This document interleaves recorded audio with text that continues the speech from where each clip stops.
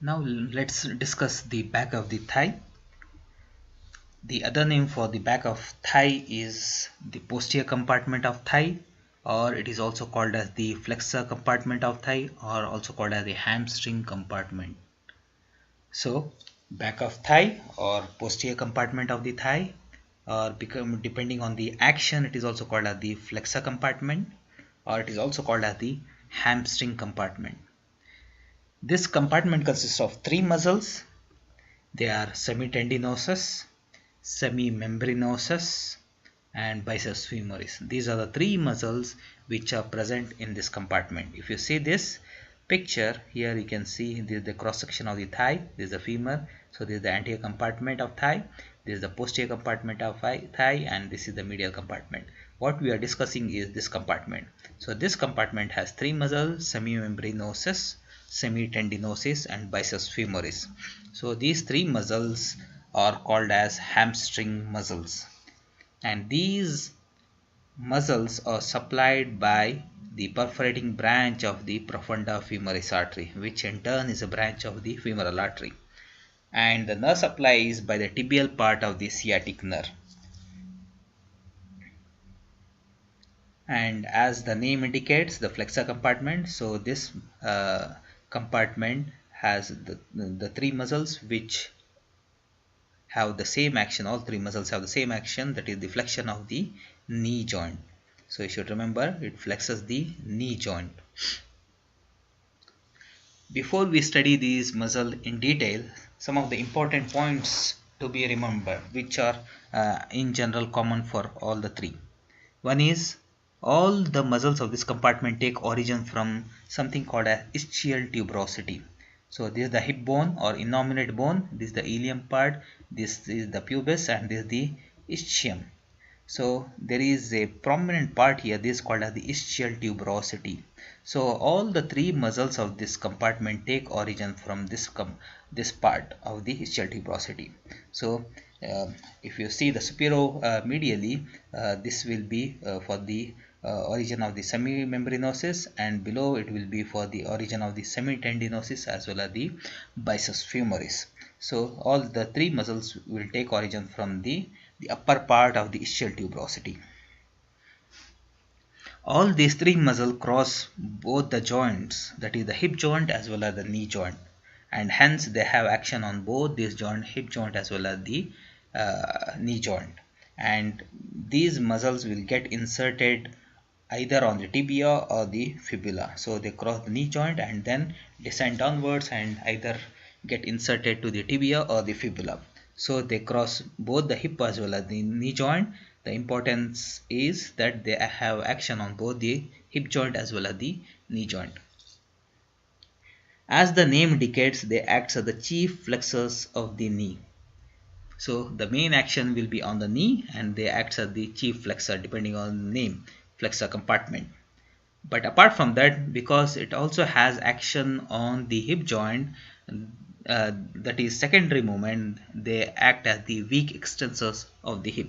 The main action, the chief action of this muscle will be on the knee, and they act as the chief flexors of the knee. Apart from that, they also are weak extensors of the hip joint. All these three muscles are supplied by the tibial part of the sciatic nerve.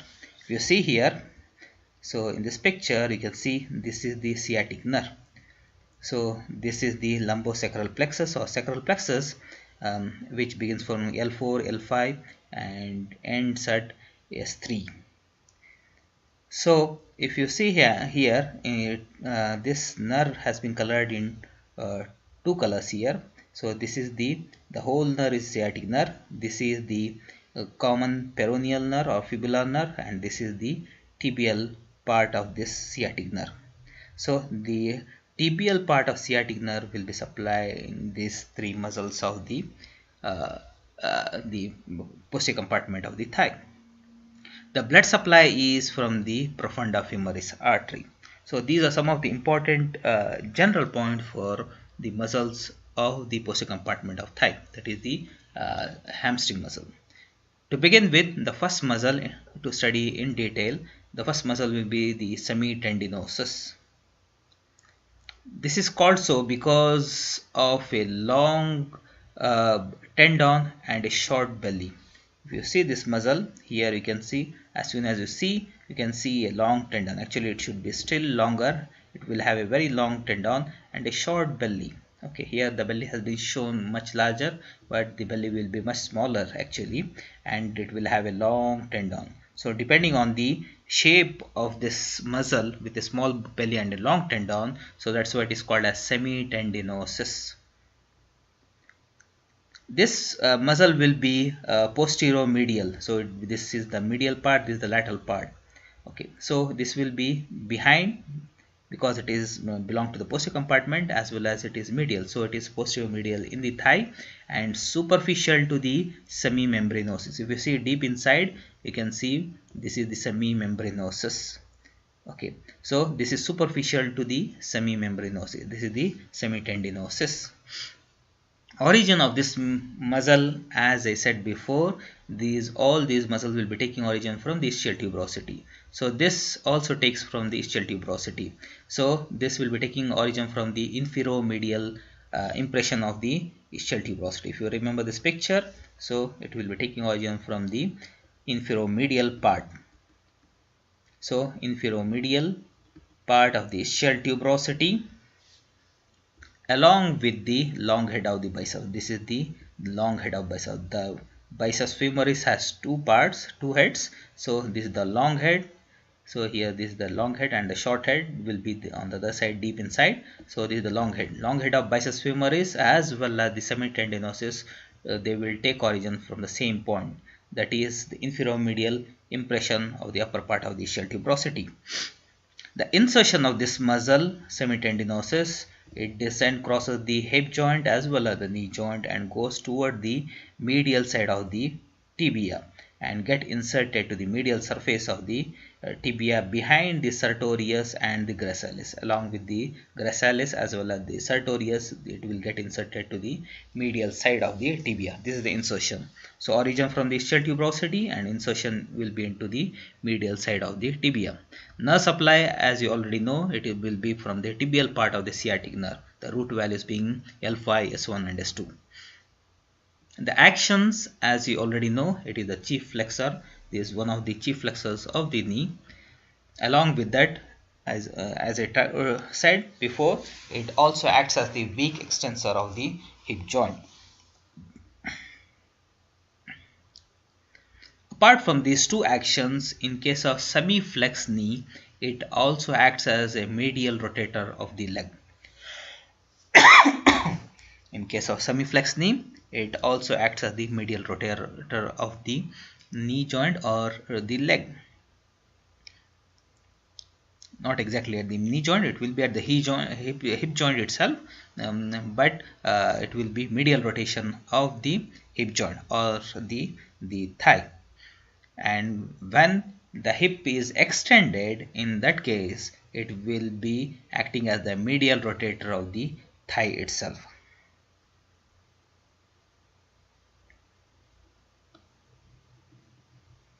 The second muscle here will be the semimembranosus. As the name indicates, it looks like a membrane because it has a flat tendon. If you see here, so it is a flat muscle compared to the semitendinosus. It is a long tendon with a small belly, but the semimembranosus is broader. It is flat, it has a flat tendon of origin, and it is a flat muscle.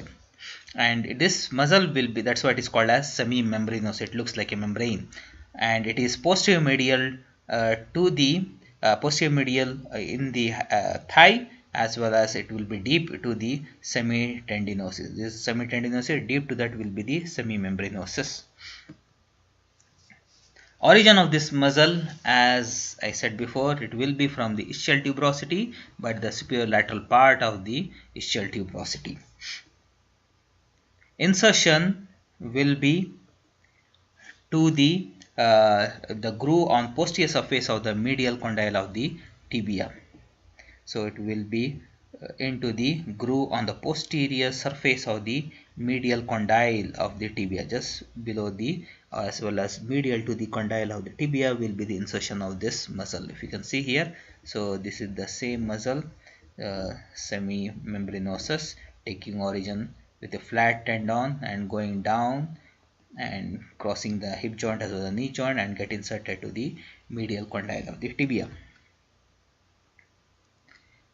Expansion from the oblique popliteal ligament and fascia covering the popliteus, and also go to the upper part of the medial border of the tibia. So this muscle not only get inserted to the medial side of the medial condyle of the tibia, but also some of the fibers will go to the oblique popliteal ligament as well as the fascia covering the popliteus. So there will be so if you can see here, so this is the part of the semimembranosus that get inserted to the capsule of the knee joint along with the so here will be also the oblique popliteal ligament and the fascia covering the popliteus. So it get inserted not only to the medial condyle but also to the some of the fibers go to the capsule as well as the oblique popliteal ligament around that. Coming to the nerve supply, it will be by the tibial part of the sciatic nerve with the root values L5, S1 and S2. Actions, as you know already, the chief flexor of the knee as well as the weak extensor of the hip. Apart from that, in case of semiflex knee, it acts as a medial rotator of the leg, because it is this semitendinosus as well as semimembranosus is on the medial side, so it acts as the medial rotator of the leg. And when hip is extended, it acts as the medial rotator of the thigh itself. So these are two additional actions of this muscle, semimembranosus.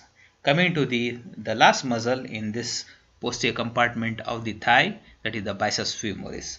As I said before, this will have two heads. One is the long head, which begins from the ischial tuberosity, and a short head which take origin from the shaft of the femur, the posterior part of the shaft of the femur, that is the linea aspera. And this will be on the posterior lateral side of the thigh. So these two muscles on the posterior medial side of the thigh, this long head of the biceps femoris will be on the lateral side, posterior lateral in the thigh. The origin, as I said before, the long head will be taking origin from the inferomedial impression of the ischial tuberosity along with the semitendinosus, and also from the lower part of the sacrotuberous ligament. So here, if you can see here, this is the sacrotuberous ligament which extends from the sacrum to the ischial tuberosity. So it not only takes origin from the ischial tuberosity itself, but also from the sacrotuberous ligament which is there. The long head, this is about the long head. The short head will be taking origin, as I said, from the lateral lip of the linea aspera. Linea aspera is the posterior border in the femur, in the shaft of the femur. So this muscle short head will be taking origin directly from the lateral lip of the linea aspera between the adductor magnus as well as the vastus lateralis, from the upper 2/3 of the lateral supracondylar line and from the lateral intermuscular septum. This is the origin of the short head, not only from the linea aspera but from the upper 2/3 of the supracondylar line. Above the condyles, the supracondylar line, so it also takes origin from the supracondylar line as well as the lateral intermuscular septum, the septum which separates the posterior compartment from the anterior compartment, that is called as the lateral intermuscular septum, which is nothing but the modified fascia of the thigh. Coming to the insertion, this also crosses the hip joint as well as the knee joint and descend downwards, and the tendon is either folded around or split by fibula collateral ligament and is inserted into the head of the fibula in front of its apex, which is called as the styloid process. If you see here, this is the head of the fibula, this is the tibia here, this is the fibula, so this is the head of the fibula and it has a styloid process. Just near beside this styloid process, this will get inserted. So this is the the biceps femoris, which will be getting inserted to the stellate process or the apex of the fibula near the head of the fibula. So this is about the origin as well as the insertion of this biceps femoris. Now coming to nerve supply, the nerve supply is slightly different here. The long head is supplied by the tibial part of the sciatic nerve like other muscles, but the short head is supplied by the other part of the sciatic nerve. So if you see here in this sciatic nerve, this is the sciatic nerve which descends from the gluteal region into the thigh, and it is present in the posterior compartment. So most of the muscles here are supplied by the tibial part. It divides into tibial part as well as the common fibular part or peroneal part. So this all these three muscles are supplied by the tibial part of the sciatic nerve, but only the short head will be supplied by the common peroneal part of the sciatic nerve with the root values L5, S1 and S2. So this is the only difference in the nerve supply among these three muscles. Coming to the actions, just like the other muscles, this muscle also acts as the chief flexor of the knee. Apart from that, it also acts as the weak extensor of the hip. And apart from these two actions, main actions, in case of semi-flexed knee, because it is present on the lateral side, it is a lateral rotator of the leg. And when the hip is extended, it also acts as the lateral rotator of the thigh. So these are some of the actions of this muscle, that is the biceps femoris, which is having two heads, the long head as well as the short head. Now let's discuss the sciatic nerve. As we have seen, this is the largest branch of the sacral plexus, and this is the nerve which will be supplying the posterior compartment of the leg, that is the hamstring compartment. And this is the thickest nerve in the body, almost 2 centimeters in thickness. As soon as you see this nerve in the gluteal region as well as in the back of thigh, just because of the thickness, you can easily identify this sciatic nerve. Such a thick nerve is this nerve. This is the thickest nerve in the body itself.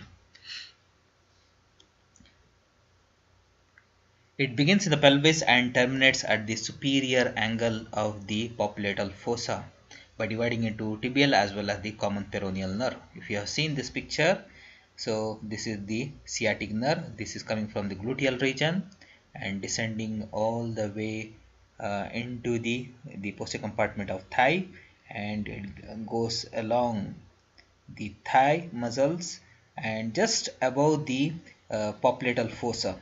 So this is the popliteal fossa. Just above the popliteal fossa, it divides into its two terminal branches, the sciatic nerve, the tibial nerve as well as the common peroneal nerve. So the sciatic nerve divides into the tibial nerve as well as the common peroneal nerve.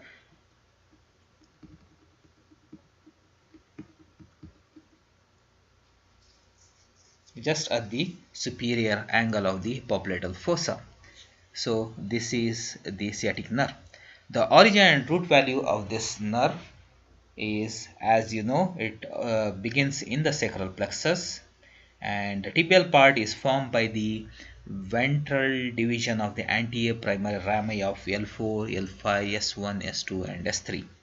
So this is the whole sciatic nerve. This is the tibial part, and this yellowish part is the common fibular or peroneal part. So if you see the tibial part, the root values of this is from L4, L5, S1, S2 and S3. All these 5 will be contributing, especially the ventral divisions of the primary rami. You should remember, this is formed by the ventral division, but the common fibular is formed by the dorsal division of L4, L5, S1 and S2. There is no contribution from S3. So this will be the root value for the tibial part and the common fibular part. For the tibial part, the root values will be L4, L5, S1, S2 and S3. For the common peroneal part or fibular part, it will be only L4, L5 and S1 and S2. There will be no S3. And also you should note that the tibial part is formed by the ventral division, and the common fibular part is formed by the dorsal division of the anterior primer rami. This is the difference between the tibial as well as the common fibular or peroneal part. So in this picture also you can see all these nerves, and this is the formation of the sciatic nerve here.